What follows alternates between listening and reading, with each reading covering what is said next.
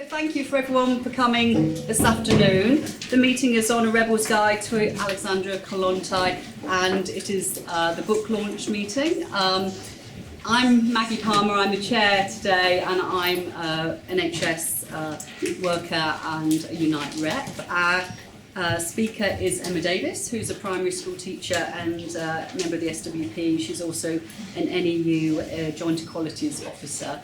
Emma's going to be speaking for about 30-35 minutes. Then we'll have time for questions and contributions. Okay, so over to Emma. Thank you so much, and thank you everyone for coming and helping me celebrate the launch of this new book, which I think is really important and hopefully part of.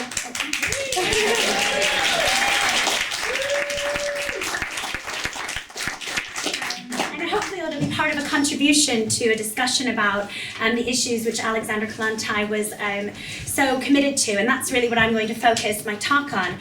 If while you were coming in you heard actually the voice of Alexandra Kollontai speaking, and while unfortunately I'm not going to read the whole translation, that is her speaking in a period after the Russian Revolution of 1917 about the need of the new workers' state to make sure that women's liberation was absolutely central to that new society.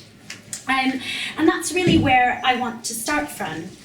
For those of you who haven't met Alexandra Kollontai before, or for those of you who have read her works, I think for all of us, Alexandra Kollontai was first and foremost a revolutionary socialist. She was someone who committed her life to the struggle for women's liberation and human freedom more broadly. And her writings on sexual relationships specifically were truly groundbreaking for the period that she lived through, and in many ways are still quite groundbreaking today. She is famously misquoted for saying that sex should be like drinking a glass of water.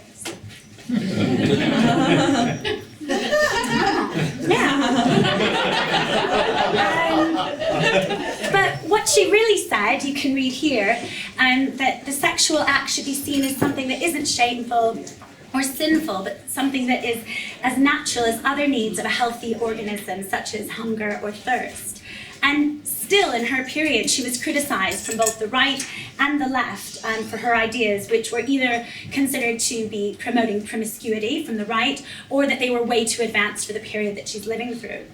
Now, recently, we've actually seen a resurgence of interest around Alexandra Kollontai's ideas. There's a book that was written last year, that was published last year in 2018, Why Women Have Better Sex Under Socialism and Other Arguments for Economic Independence, by a feminist academic, Kristen Godsey, and she also has done a podcast called AK-47. And that really highlights how dangerous Alexandra Kollontai's ideas were.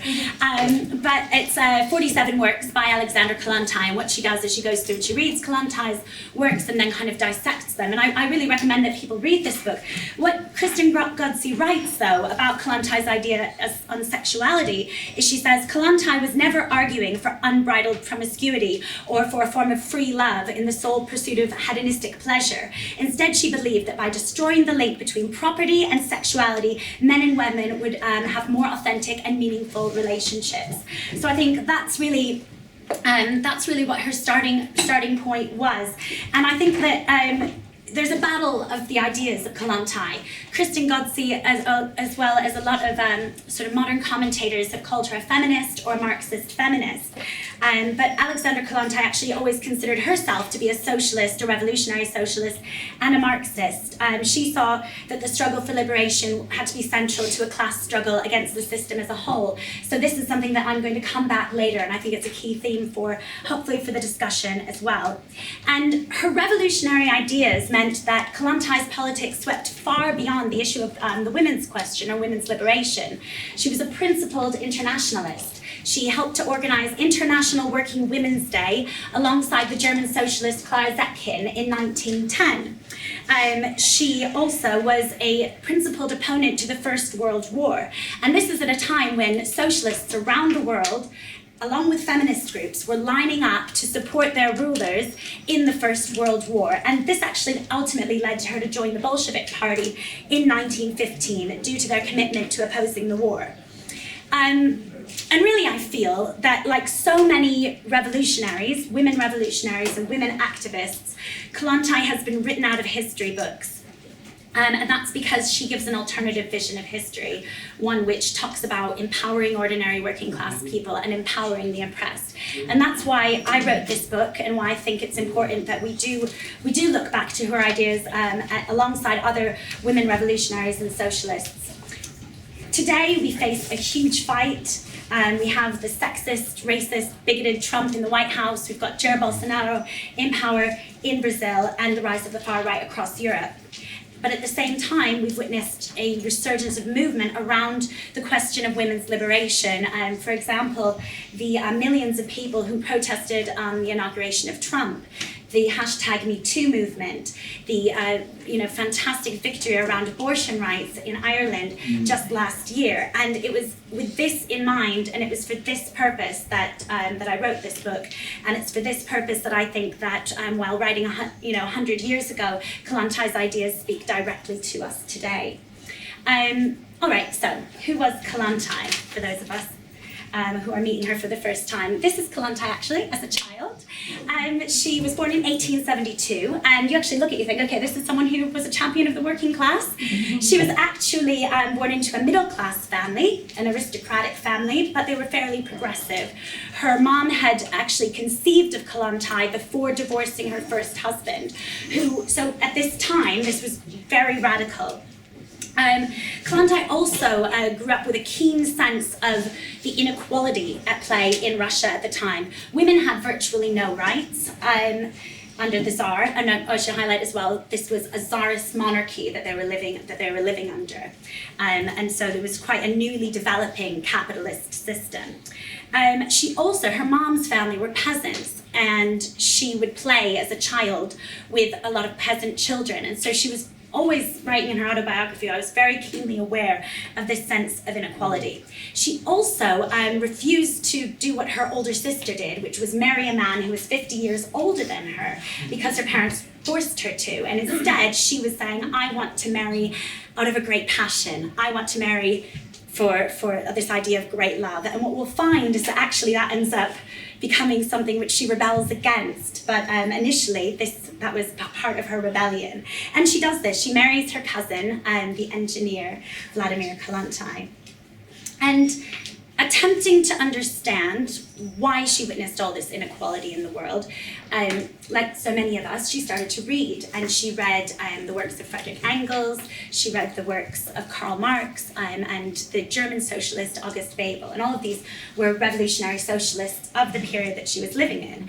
And she was really inspired by their vision of a classless society, and this inspired her to go and join Vladimir Lenin's early Marxist organization, the Russian Democratic Socialist Labor Party. And she was helping to smuggle leaflets, because it was illegal at the time to organize as a revolutionary. So she smuggled leaflets to the picket lines of striking workers in the late 1890s and helped to give night lessons to workers. She was also active in the mass strikes and protests that almost got rid of the Tsar in 1905. And the 1905 revolution was really a turning point for Russia and for the world. And it saw working class women and peasants for the first time starting to play a leading role in society and starting to gain a new sense of power.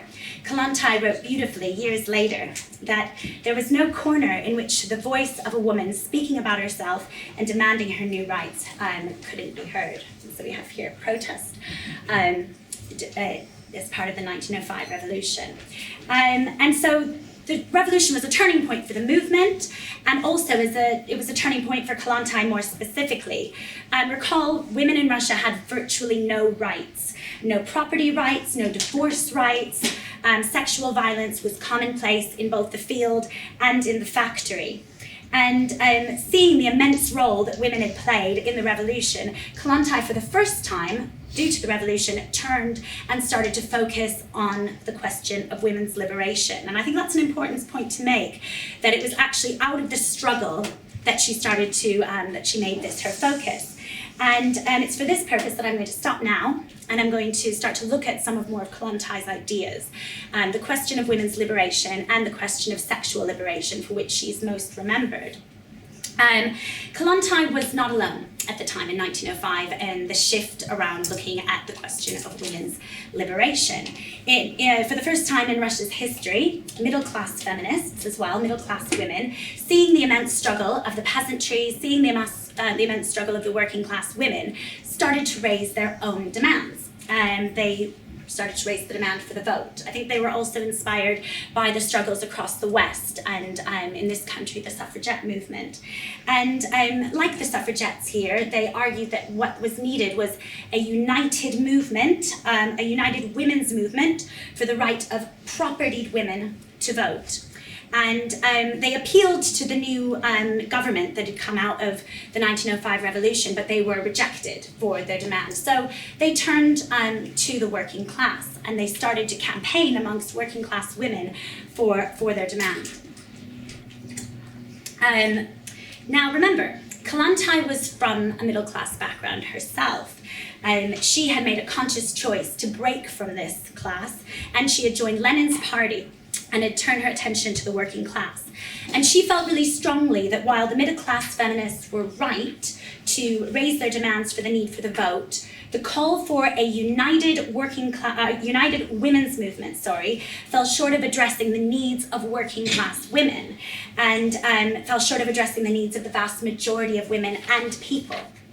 And she started to draw on some of her earlier reading that she'd done of Engels and Marx, and the understanding that the origins of women's oppression lay not in women's biology, not in the minds of men, but in the rise of class societies, and that when private property and hierarchical family structures first appeared thousands of years ago.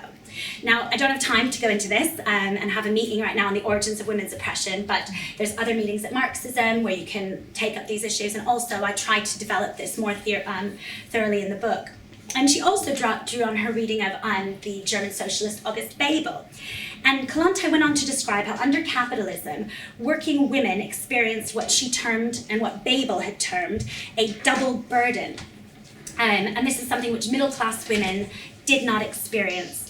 Working class women were responsible for the majority of household work in the home and childcare, and they were also exploited and also experienced oppression in the workplace. And women's work in the home that they did was a huge boost to the capitalist system.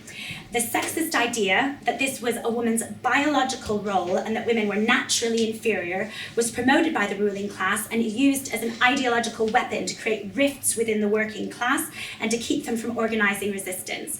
And I really think that this is still true today. In UK, women still do the majority of housework. I read that once women are on maternity leave, they do as much as 60 hours of housework a week. And it's still promoted as women's natural role. If you look at the advertisements for bleach and so on that are all peddled to us as you know, what we need to be doing all the time.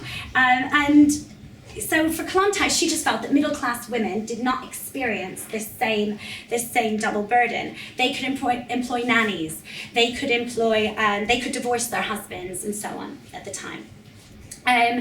And today, I think still this is the truth. Middle-class women can employ nannies, they can employ cleaners, and most of the time these tend to be women or migrant women. And in addition to their role in the family, Kollontai described how women workers were exploited in the workplace and oppressed as well. Capitalism developed.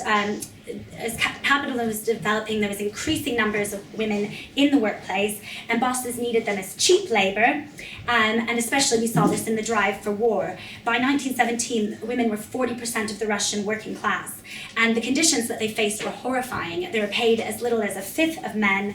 They worked 16-hour shifts. They were often forced to work while pregnant, up until the point of giving birth on the shop floor. And middle-class women simply didn't have these same experiences as members of a privileged class. In fact, they actually benefited from this system.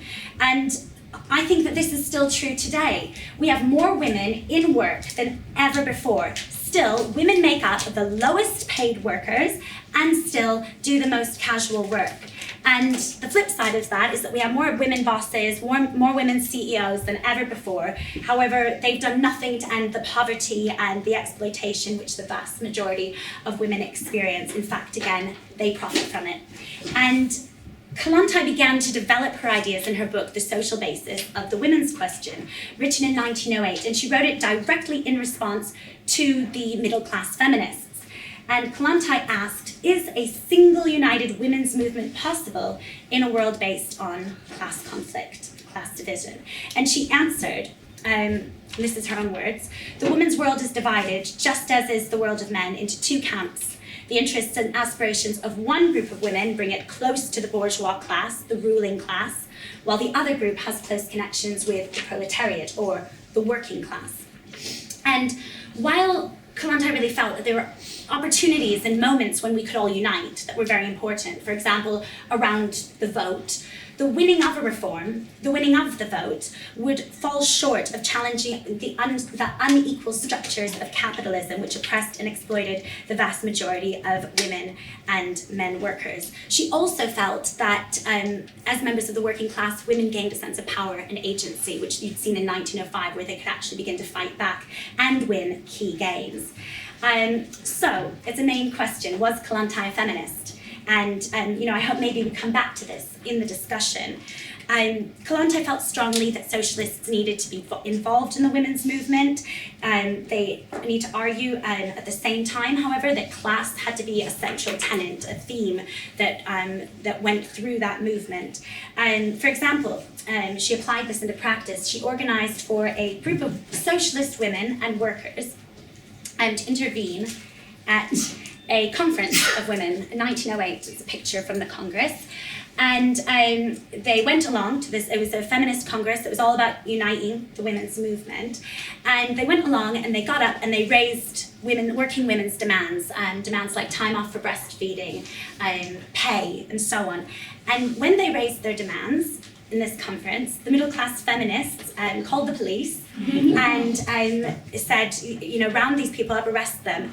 And Kollontai and her friends had to flee, and she actually ended up having to flee to Germany, where she then lived in exile for up until the 1917 revolution. And so it was really interesting, and what this played out was that while the feminists were very eager for the support of the working class women when it was about their demand for the property, for the vote, as soon as they started to raise their demands, then they were no longer welcome. And today, many commentators and writers, including Kristen Godsey, call Kollontai a feminist or a Marxist feminist. And Kollontai Godsey acknowledges that Kollontai had disagreements with feminists, but she still goes on to claim her and say she was a Marxist feminist. And I think Kollontai had a lot in common with feminists. She was the hardest fighter against women's oppression and for liberation, but she considered herself to be a Marxist. She wrote, again, in The Social Basis of the Women's Question, the feminists see men as the main enemy. The proletariat women have a different attitude. And she goes on to explain that while, yes, men might be a place where women firsthand experience sexism, and while they might hold sexist ideas, and women might hold sexist ideas as well, men were not the root cause of women's oppression, but the class society, which kind of explored already.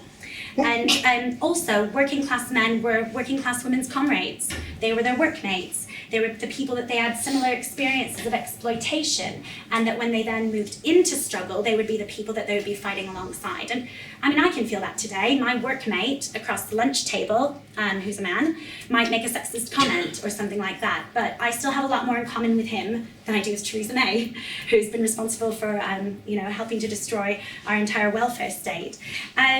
So I think that feminists today, a lot of feminists today, and I hope we talk about this, will agree men are not solely responsible for women's oppression.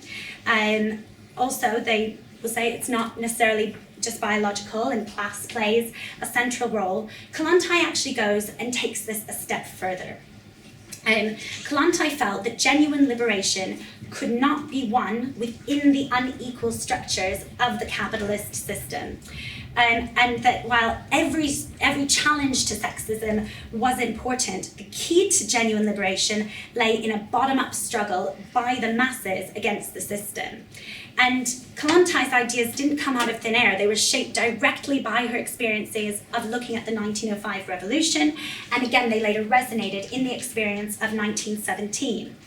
February 1917, in which a revolutionary movement led by the working class women going out on strike on International Working Women's Day, demanding bread, peace and land, and they ended up finishing the job of the 1905 revolution and getting rid of the Tsar. Kollontai was central to driving the strikes forward, the protests by workers and peasants. And what you see is that a combination of the rise in struggle by women and men workers, and also the leadership of the Revolutionary Party, the Bolsheviks, women's liberation ended up being a central thread that ran through the entire revolutionary period. And here's an example.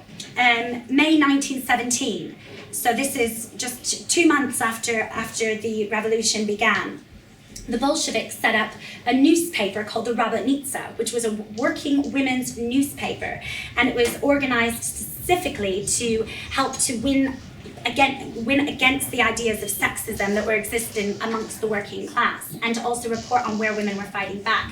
This had a daily circulation of 50,000 papers that were sold amongst working class people. Then, another example, in the summer of 1917, Russian women won the vote.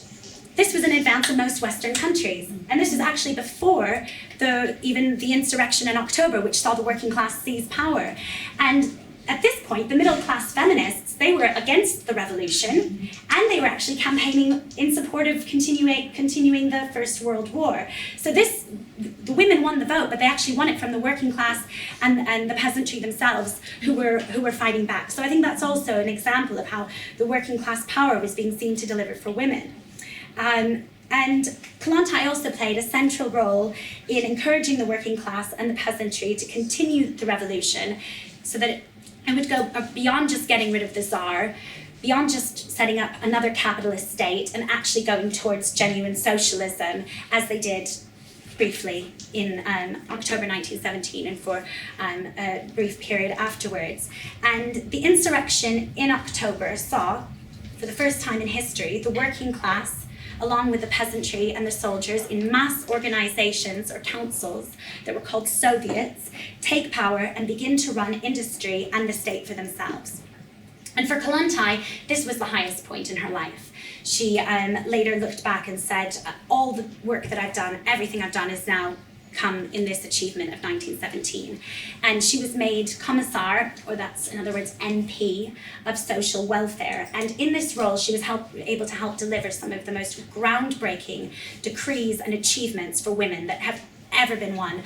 And most of this was far in advance of anything that had happened up until this time in the world's history, and also is still in advance actually of where we're at today in some places. So here are some of the things that was won out of 1917. Divorce was legalized, marriage laws were relaxed, and equal pay was introduced, an end to night work. The status of illegitimate children was overturned. Abortion rights were won in 1920. Homosexuality was decriminalized. And she also helped to set up a branch of the party called, here, I have a picture of 1917.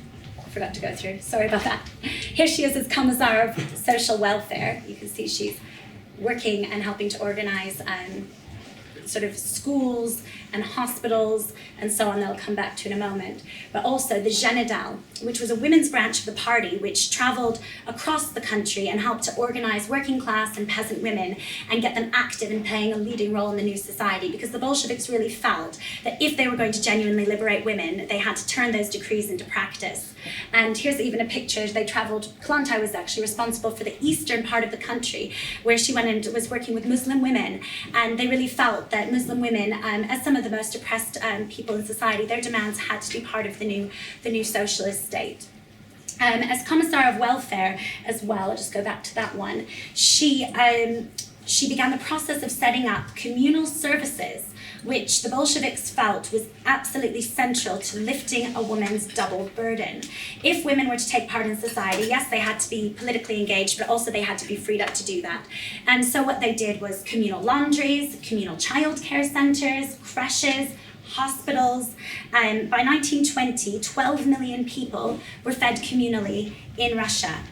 300,000 families were relocated out of the slums into communal flats in the mansions of previously were owned by the rich. And I think we have to be clear, these were not ideal. They were cramped, people were living in close proximity to each other, so it wasn't, some socialist utopia, but it was about starting the process of making it possible for women to be involved. And I like to think that today, if we had a revolution, we would be, making sure that we'd be opening up Buckingham Palace, and all the refugees would be going and living in Buckingham Palace, or the survivors of Grenfell. But ultimately, for Kollontai, the women's question wasn't a question for working class women alone. It was a question for the entire working class. It was a question for all of the oppressed people. And the more oppressed and unorganized that working class women were, the more divided the movement would be, and the more the more united and the more women were involved, the stronger the movement would be. And so I really feel that for modern commentators to refer to Kollontai as a feminist, actually, or a Marxist feminist, sorry, it insinuates that in some way her ideas fell short of delivering or demanding genuine liberation. It suggests that maybe something more might be needed. And, I feel that for Kollontai and revolutionary socialists today, we strive, in the words of Lenin, to be the tribunes of the oppressed, which means uniting the forms of, against all forms of oppression and exploitation under the banner of socialism and revolution. All right, so I'm going to leave the question of women, but it actually threads into a discussion now about Kollontai's ideas around sex and sexual relationships, which also she's very much remembered for. And I hope, again, that we come back to this in the discussion. Kollontai applied her understanding of women's oppression to this, the class struggle, and also to sexual relationships.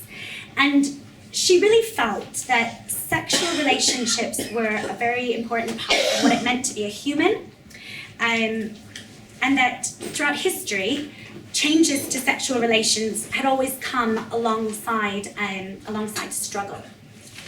And Kollontai also drew on her own experiences. She had married for great love, but actually she found that that marriage had stifled her, and she'd ended up leaving her husband and also her child. Throughout her life, she had a number of love affairs. And while relationships occupied a really important part of Kollontai's life, they also really frustrated her. The all-consuming nature of love, promoted by this class society, clashed with her desire to write and work for the revolution.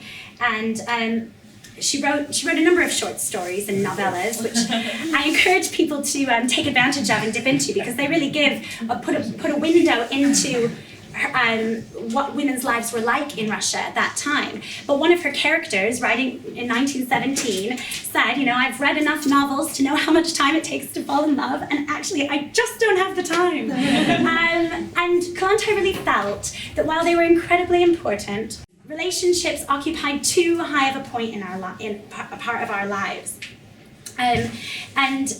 Modern commentators say that she was a promoter of saying the personal is political.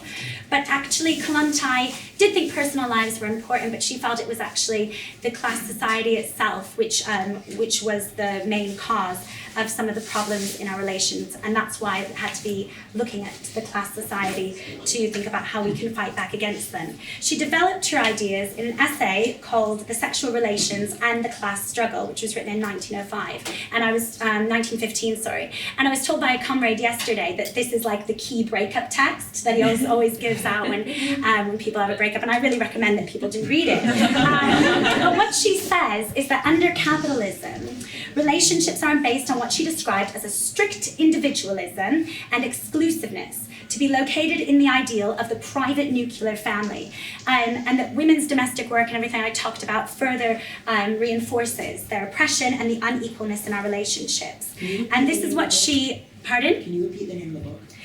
sexual relations and the class struggle. And she says that this creates an unavoidable loneliness of spirit, and how people will experience this loneliness even in towns full of shouting noise and in crowds of close friends and workmates. And because of this, we are apt to cling in a way to the idea of finding a soulmate, finding ourselves. We say we find ourselves in our partner, unearthing ourselves. And we're encouraged to behave as though we own and control our lovers. She describes a young couple who'd been living separate lives up until this point, and then suddenly they're opening each other's posts without a blush and reading each other's, today it'd be like reading each other's emails or reading your partner's Facebook profile, Instagram, and so on. And so, in many ways, this idea of a soulmate was capitalism's answer to the atomization that we experience due to alienated work under capitalism and also women's oppression. And it also can serve as an ideological justification for why we are in that nuclear family. This is our destiny. It's to be in this situation. Soulmates are meant to fulfill all of our needs. I got this from a Danish comrade who will speak. He, at a meeting a couple of years ago, he said, they're meant to be your counselor, your chef, your provider of endless pleasurable sex, your best friend. And of course, a lot of the time they do all these things, but if they haven't done them, then they've failed in some way. There's programs now like Love Island and so on that we can talk about in dating apps. There's a meeting about this at Marxism tomorrow. I don't have much time, so I'm not going to get into that too much now. But Kollontai also felt that similar to the question of women's oppression, the answer to the problems in our sexual relationships had to come out of a struggle against the system. People have been exploring different relationships for a long time. They always had. Today, we have people living in polyamorous relationships, open relationships, lots of people living together unmarried. I think something like 6 million people in this country living together unmarried. However, still, so long as capitalism carried on and women's oppression carried on, there would still be problems with these relationships. Women in open relationships tend to still do most of the housework. Women in open relationships are subject to double standards. Men who have multiple relationships are patted on the back and called studs. Women who have multiple relationships are called sluts, and that's something, slut shaming is something at the moment on campuses is a real issue. So Kollontai really envisioned, I'll quote her now, and then I'm nearly done. No more domestic bondage for women. No more inequality within the family. No need for women to fear being left without support and with children to bring up. The woman in communist, socialist society no longer depends upon her husband. And what she really said was that when you see a bottom-up struggle by working class people that actually fight to deliver for the majority of people and lift women's burden, then actually that reliance on the family and that reliance on the relationship in that way starts to become freed up, and you'd start to see a vision of more freed up relationships. And her vision was briefly played out in history, similar to her discussion and ideas about women's liberation in the years following 1917. In addition to delivering around women's issues, the 1917 workers' state also had an outburst of sexual experimentation. Women could leave their husbands for the first time. Homosexuality was decriminalized. And while this was both exciting, it was also fraught, and it was against the background of counter-revolution. There was 14 invading countries invading Russia after the revolution. Both the US and the UK were two of those countries. And so while more sexually liberated, Russia was also facing economic crisis, political isolation, and it meant that unfortunately that women and children were far too often left on their own. And the failure of the Russian Revolution to spread to neighboring countries like Germany, which was having its own revolutionary movement at the time, and the rise of Stalinism and socialism in one state signaled an end to the revolution. All the gains made by women were reversed by Stalinism. Abortion was recriminalized, homosexuality was recriminalized, women's role as a mother was actively promoted by the state. The Zhenadel, the women's branch of the party, was shut down in 1930 because Stalin declared that Stalinist Russia had solved the question of women's liberation. And most of the revolutionaries active in 1917 were rounded up, put in exile, or murdered. And Kollontai herself, I'll touch on this, but it's not actually a main point I don't think that I want us to necessarily be discussing, but we can have a discussion about it if we want to. She was put in diplomatic exile in 1922 due to involvement in a faction in the party that she'd been active in.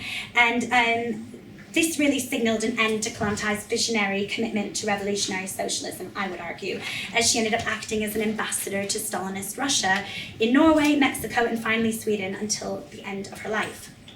And Kollontai remained silent to the atrocities of Stalinism and even wrote propaganda in support of the regime.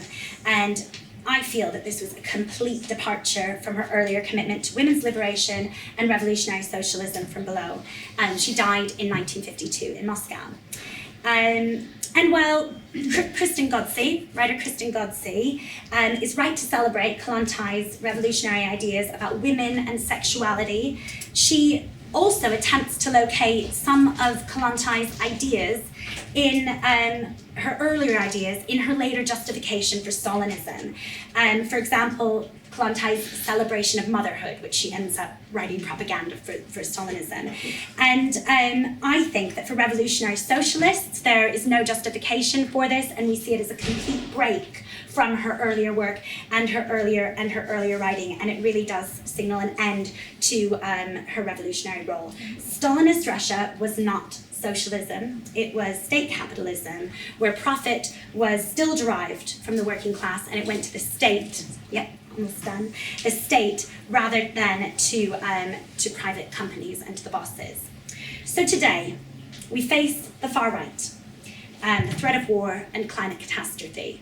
And I like to believe that if Kollontai was alive and active today, she would be on the picket lines with the Glasgow strikers, wearing the t-shirt with the women who've won the historic victory for equal pay over 12 years. I think that she would be celebrating the women who've walked out over sexual harassment at Google. I think that she would be looking to Sudan and the leading role which women have been playing in the revolution there. And although she never spoke directly to the LGBTQ+ community, I believe that her commitment to liberating relationships and sexuality from profit make clear what she would think about the corporatization of pride and also the rise in homophobic attacks. And I think more than anything else, she'd be arguing that now more than ever we need a revolutionary alternative to the barbarism of capitalism, not only to liberate women, but to liberate all of humanity.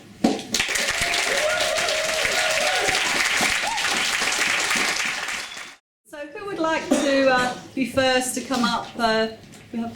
And we need to use this microphone, I think, so maybe if you can try and come up here. Any questions? Yes, would you like to come up? And then... Sorry, where do you want me to go? Just next to that mic. So small, these mic. You can hear me anyway, yeah. Well, thank you for that. I really enjoyed the way you linked it to today, which I hadn't done so much before. It was just really, it's fascinating to hear somebody else interpret the same sort of information in different ways. So just tiny points adding to what you'd said. I mean, one, I think Kollontai was, she said something about women who didn't go out to work but who married. So I think that's where we get the phrase that marriage is prostitution, because that's what she called that, and that women under socialism had a duty to go to work and all the children will be, looked after by men and women together. So her vision of socialism was that women would be freed from not only domestic drudgery but from the prostitution of being kept by a man. So it was one of the things.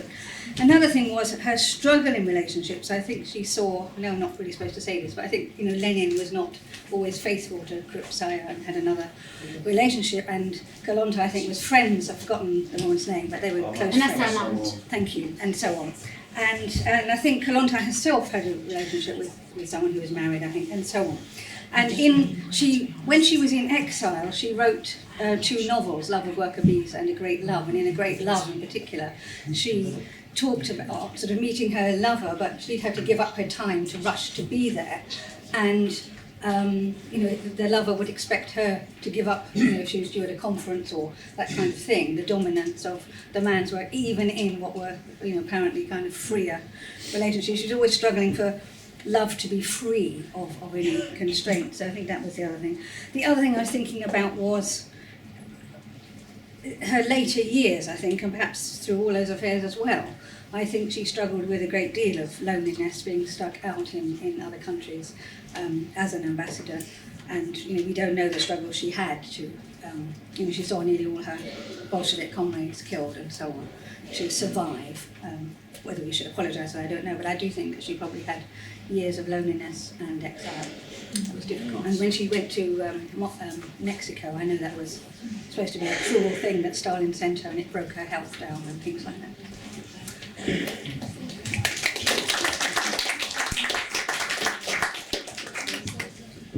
Yeah, I think Kollontai is interesting as someone who comes from a very, very well-off background and ends up devoting her life to the revolutionary movement. In Kathy Porter's biography, there's a story that she relates where I think Kollontai has recently got married to the engineer, and he's installing air extraction units in Russian factories that don't have that kind of thing, which in itself was a very progressive thing to do. And she went along with him one day to see what a factory was like, because she didn't know. And the way that it's described in Kathy Porter's biography is really quite moving, which is that she goes into the factory, and the factory's bad enough. She's appalled by it, as Kollontai, the terrible conditions. And then she's taken to the annex of the factory, which is kind of like, these sort of like living quarters that are just like barracks, and the workers are in, a tiny space with a curtain for privacy. And she goes up to a woman worker who's holding a baby to talk to her about these dreadful conditions, and asks the woman the name of the baby, and then finds out that the baby is dead, and the woman is cradling it even though it's been dead for some time. And my recollection is that Kollontai goes home and basically says, I cannot live in a world like this and not fight against it. And that's what one of the key sort of personal experiences, as well as the reading and stuff like that puts her on the road to becoming what she became. And there are advantages to being from a rich background in that situation, which is that then she agrees to become part of the part of Lenin's organisation, not the Bolsheviks at that point, I don't think. And one of the things that she can do is hide revolutionary literature, because she hides it in her big house, and the police never think that there would be revolutionary literature in such a big house for such a big rich person. And so she plays her part to begin with in the movement in that way. And it's a shame that she got caught up in the Stalinism. But I think she is inspirational. I think it's brilliant that you've given us the book. Thank you very much.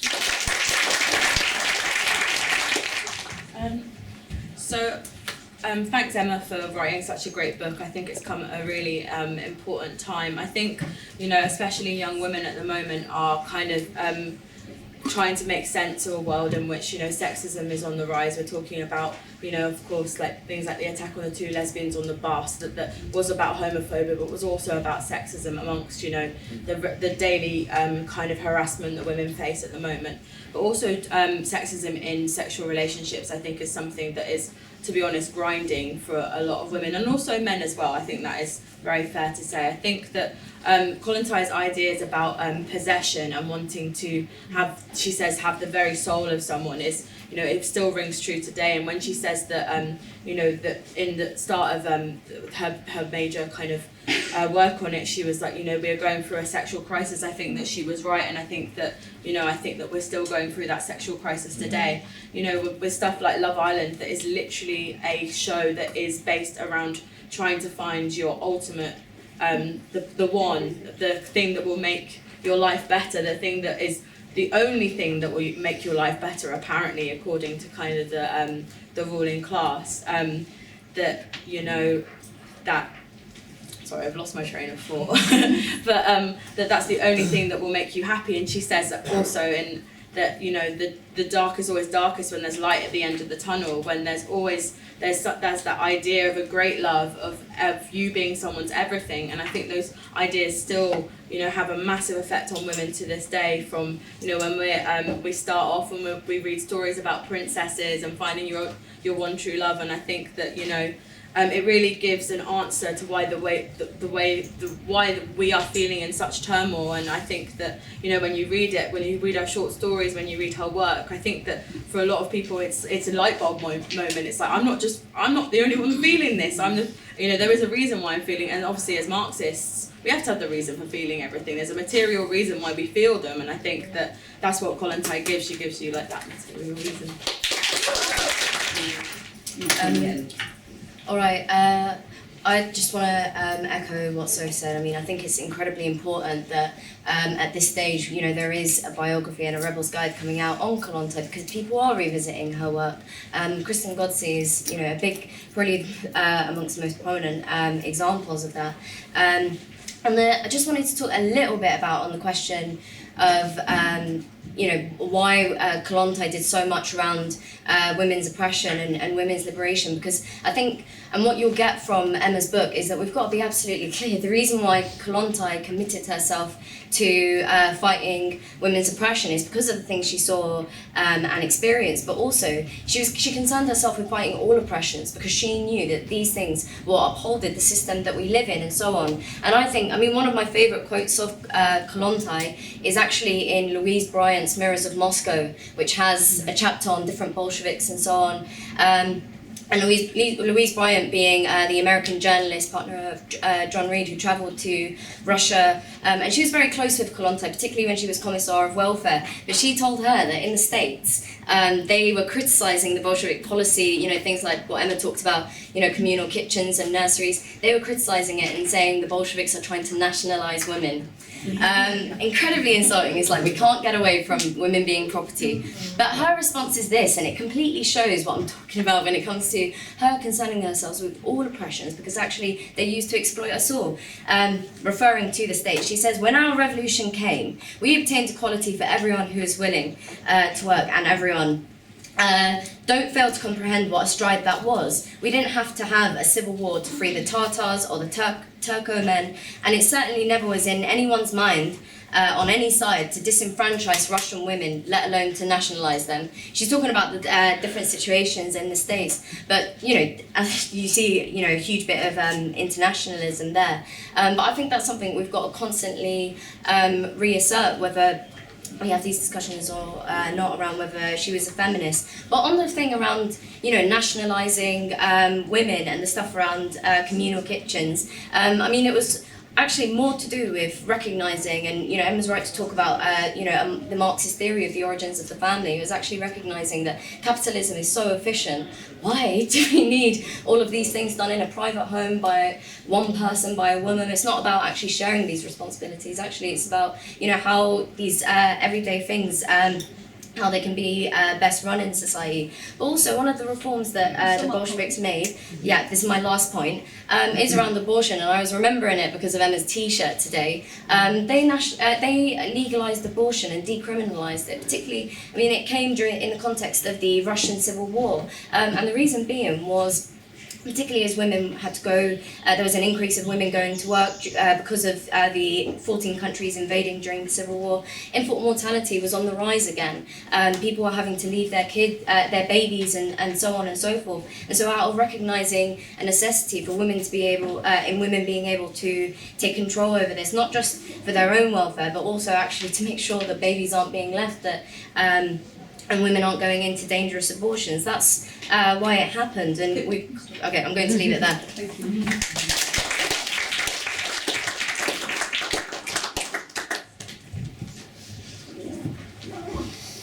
Yeah, no, thanks so much, Emma, for what a wonderful talk, and I'm looking really forward to reading the book myself, because I think that it really shows the liberatory potential of socialism and of social movements in this time. You know, all of the things which you were talking about, the setup of the Janet Dell, the divorce laws, which actually, just a very specific thing on those, women were able to apply for divorce. That was the key aspect of it, and it could be a no-fault divorce as well. That they didn't actually need to, you know, just had enough of you now, so you know, see you later.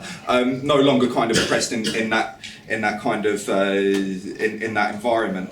And you know, what your talk made me really think about was the kind of nature of state power to a certain extent, and the way that state power changed in Russia, you know, particularly for women when it came to the development of Stalinism and many of these rights which had been fought for and which had been won by by Kollontai, by others, were gradually kind of hacked back and were gradually kind of lost. It's an awful shame that, you know, she did to an extent capitulate to the regime, but there are all sorts of, you know, historical reasons which you know, people done this for, and that's not apologising for it. That's just saying it was an incredibly complex situation at that time. But of course, because of the way that the state power then started to operate in terms of ordinary people's lives, and in particular women's lives, that, you know, new layers of oppression were kind of created on top of this, and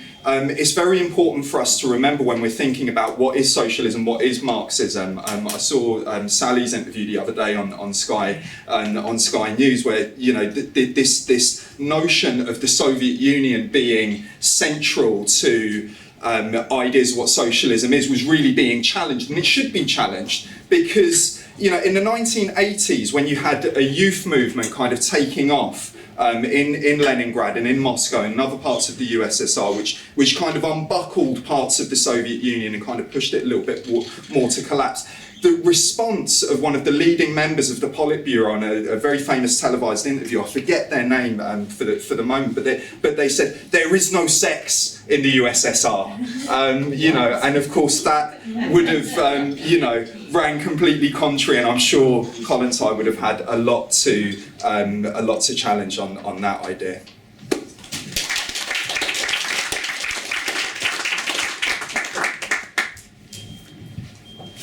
I think what Emma's done with the book is so inspiring. Reading Kollontai, it made me realise what sort of feminist I wanted to be. So there's so much about the liberal feminism at the moment, and actually what Kollontai illustrates is that importance of a socialist feminist. And the fact you're wearing the abortion on demand t-shirt is so important, because I think we've seen Repeal the 8th, and we've seen the impact that they can have in terms of and ensuring that Ireland has abortion rights. We've seen that actually in Northern Ireland it's not happened yet, and there is still that struggle. We've seen that in America it's going back, and yet what Kollontai is saying is that actually the world changes when women have the ability to be able to have an abortion without having to struggle through the system in order to get that. And I think it's crucial that we keep that in mind in order to go forward in terms of supporting Northern Ireland with ensuring that they have the abortion rights that we have, and also supporting our US comrades when they have to tackle the removal of those abortion rights for women as well.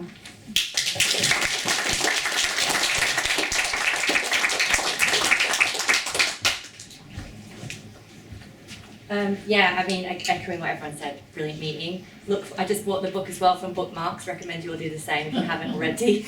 And I just think, for me, I love Kollontai. When I first read her, became a member of the SWP, and I read Sexual Relations in the Class Struggle, and I was just like, oh my God, this like really speaks to me, because at that point, you know, I was in my mid-20s, I'd been single for a while, and what you really find as a woman, even now in this supposedly progressive culture, we've got all these different, particularly this online dating culture, where apparently there seems to be a lot of flexibility in relationships. You can go on all these different websites, you can meet people in all these different ways, but actually it's I find quite unflexible, quite rigid, and actually still just as restraining for women. And, you know, particularly you get to your mid-20s and everyone starts to wonder why you're still single. They start to be like, are you okay? Are you all right? Do you, are you going to have some cats or something? And and even like as a comedian, I used to joke about that all the time, and like a lot of women will talk about their relationships, and it actually is like a part of your personality is your relationship status, and it drives me effing mad. Like, and so reading Kollontai, and I'm like, oh my God, this is from like 100 years ago, and it absolutely speaks to me right now. And I think because we're in such a deep crisis, that's why, like, actually they were still in a capitalist system, and that's what she was writing about, actually, the way capitalism absolutely holds up the values of the nuclear family, so that no matter how flexible it seems, we still have this strong ideal in society. And it's just, that's why it's so important, and actually to argue these politics, and also make sure that it's clear that Kollontai is a revolutionary socialist. To say that she's a Marxist feminist somehow makes it seem that we have to say she's a Marxist feminist. Actually, to say you're a revolutionary socialist means that you can't be a socialist without fighting for women's liberation. So there's no need to call yourself a feminist, you're a revolutionary socialist, and I'm very proud to be one myself.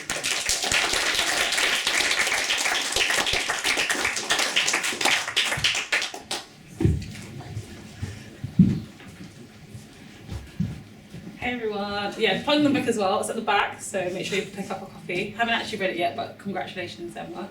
I only discovered Alexandra Kollontai at the beginning of the year, and after obviously listening to Emma talk again today and going over her thoughts and her ideas, especially as a lot of the young women have talked about, like pressures of being in a relationship, or like the issues of being someone's possession and stuff like that, and especially now where taking into account economic pressures, where most of the time a lot of my close friends have only moved out because they've got a partner, a long-term partner, and I've experienced the whole singledom and all that kind of stuff. And even considering the time aspect, which Kollontai talks about, which is true, because when you're spending your time working 40-hour weeks, and then you're trying to put in that time to a relationship, you have to put in all that time to develop it. And for me, over the last couple of years, I would say I've been recently more exploring ideas of open relationships, just because I think in terms of me, I've realised that it's tested me in terms of how I see people as objects, and also kind of opened me up to more ideas, and it gives you a freedom which, in a sense, I still have my primary partner, but it means that I don't feel so, I don't know, I'm trying to explain it without, it just means that I don't feel like I control them and I own them, basically. It's just a lot more freedom, and we have so much amazing communication as well, which I feel considering I've been in monogamous relationships before, it's the best communication I've ever had. And I know some people are against them and don't get them, but I think if you're looking to explore, I think Alexandra Kollontai just says it all, and I really support and back her theories, and I think they're really relevant now, especially in this kind of period of time when there's a lot of pressures and people feeling on strain. So yeah. I'm Anders from Denmark.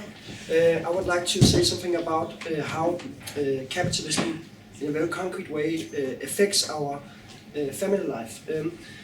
For example, many of my friends the last 5 years had children now. In this age, they start to have babies, blah, blah, blah. They have jobs in the city, and often there's some difference in salary within these people. They have the same education, but the male typically have most in pay. Not much, but a bit. So often, even though the male wants to have more time with the child, and it's legal now and possible, it ends up women have the most time, because the family will loses the most if the male take more time off with the child. So this way around, you will see the first big division in salary throughout life when the female takes more time on maternity leave than the male. So actually in Denmark, typically it's very close until maternity leave. Then there's a big increase in the difference. Mm-hmm. That's the first thing. The second thing is that this double burden, so when there are cuts down on welfare, it also hit women in a double way, because first of all, typically public sector works, it's females, it's women. And second of all, when the welfare system have less services, it's often then the woman that will take this and have to cure what the welfare state is lacking, actually. So in this way you see this double burden, and it means also, like this example that what she said about in all this way that your partners have to solve, the nuclear family have to solve what the society is lacking. Like, you have to be each other's nurses if you get old, you have to be each other's psychologists when you have all the shit you have on your work day, you come back, you have to be exciting partners for each other, you have to practical planners of a daycare, who takes the children, who buys this and this, you have to be interesting sexual lovers. There's so many expectations to each other, you don't even have half of that shit on your best friends. And you expect this to work. So the more cuts in welfare and blah, blah, blah, it means more pressure on the nuclear family, and it ends in bad sex, actually, I guess. So.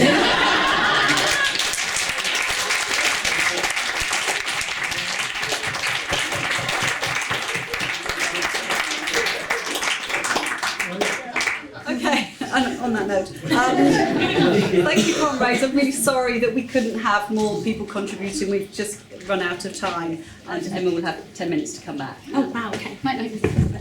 Thank you so much. That was a really inspiring and enjoyable discussion for me, especially after spending years thinking about this. I really, really enjoyed it. And yeah, I've done talks on Kollontai before, and I've never had a discussion which has brought up that many different themes. So I'm just going to touch on a few. The first thing I do want to say is, yeah, in addition to my Rebels Guide, Kathy Porter's book, the autobiography of Alexandra Kollontai, is absolutely brilliant, and I used it as a foundation. So a lot of the book is in credit to her and to the work that she's done. Also, there is a little pamphlet that we produced many years ago, which has a number of Kollontai's essays in it, including sexual relations and the class struggle, which people have mentioned, and that's available on the Marxist Internet Archive. So I really encourage people not only to read my little synopsis, but to go away and to read Kollontai's writing herself, because as people have mentioned who've read her, she's incredibly inspiring.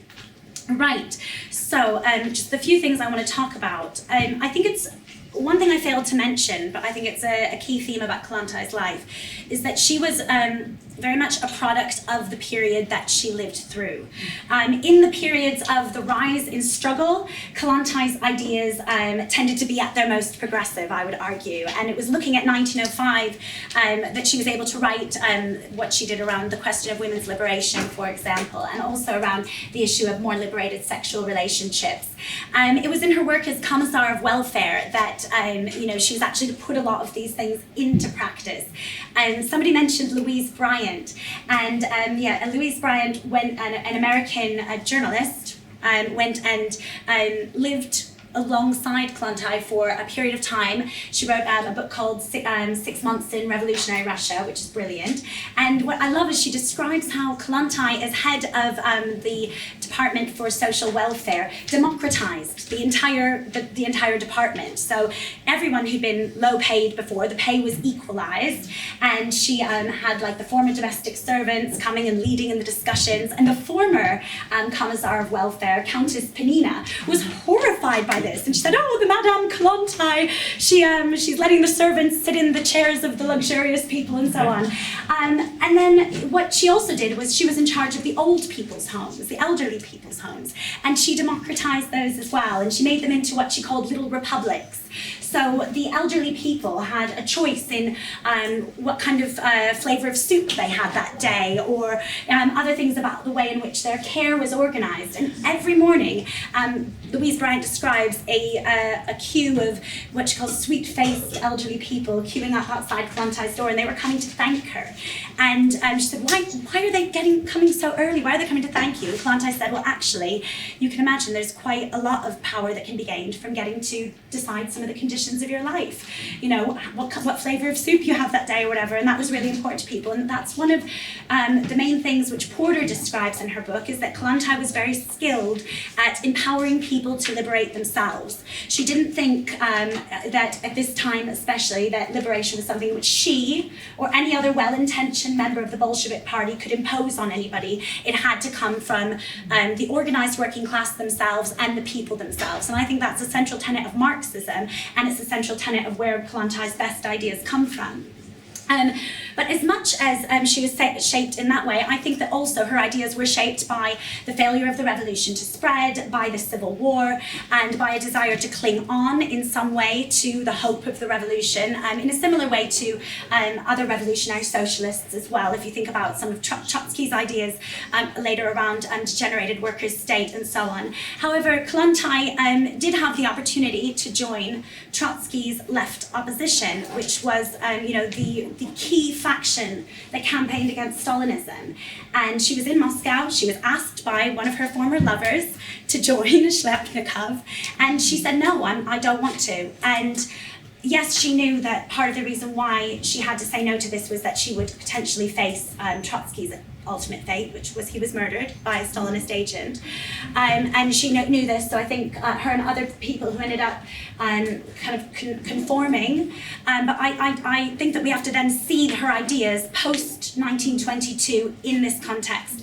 And actually a lot of her writing that she was doing about women, and even including Love of Worker Bees, one of her best novels, that was written I think in 1924 and 1925. So you have to see those ideas in that context. So for example, when she talks about she sort of can get into some things about, for example, work being a woman's role, that a woman needs to be freed up so that she can be in work.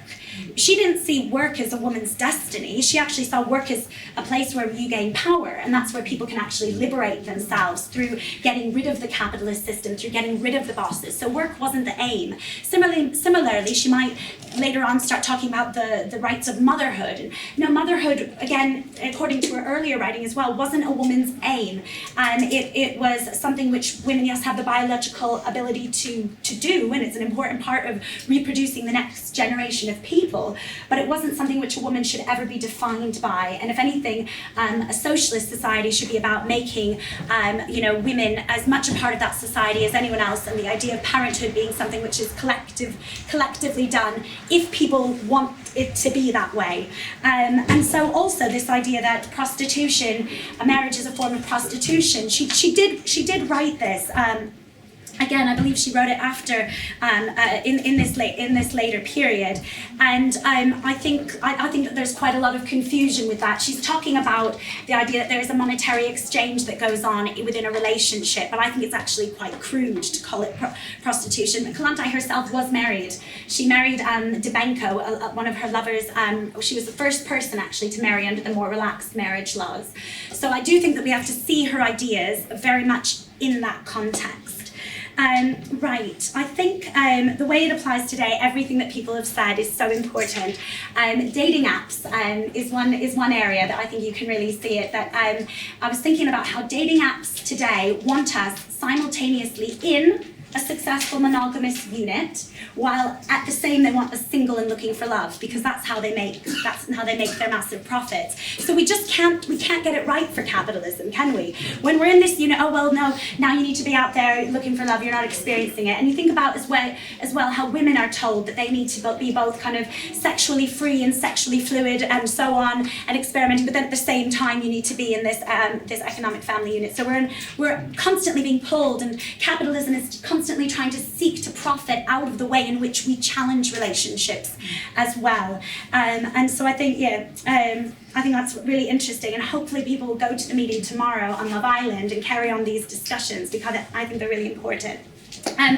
Around the question of feminism and socialist feminism and so on, I think the key thing really is about a strategy to win. Kollontai felt that the way in which we can fight and struggle for women's liberation had to be a struggle against the capitalist system, which was so centrally responsible for our oppression, and that had to be a struggle by the people who were the strongest and most capable of delivering it. That's working class people. We have that economic power where we can actually challenge those structures directly. And I think as well, by being a revolutionary, that's really about saying we're against all forms of oppression. We're against racism, sexism, homophobia, all form of bigotry. Also, we're against climate catastrophe and war. And I think, we don't call ourselves climate change activists, socialists, anti-racist socialists, and so on. By being a socialist, that is what it means to be, it means that you are for women's liberation, it means that you're against homophobia and so on. So I think that's really what she means by it. And the last thing I want to say, because we don't have much time, but yeah, perfect, is that really the reason why I was able to write this book is because I'm a member of a revolutionary party, and by being a member of a revolutionary party, you become confident, you become active. It was key comrades like Colm and Sally who really helped to develop me and help me to go ahead with this. And so I think that when we talk about why we want more members of the Socialist Workers' Party, part of that is that actually it's a party which is there to support you and to help to make women and younger members and so on feel really confident to go out and to carry on the fight for socialist ideas. And so it's in that spirit that I wrote the book, and it's for that spirit that I would say, if you aren't already a member, please join the Socialist Workers' Party.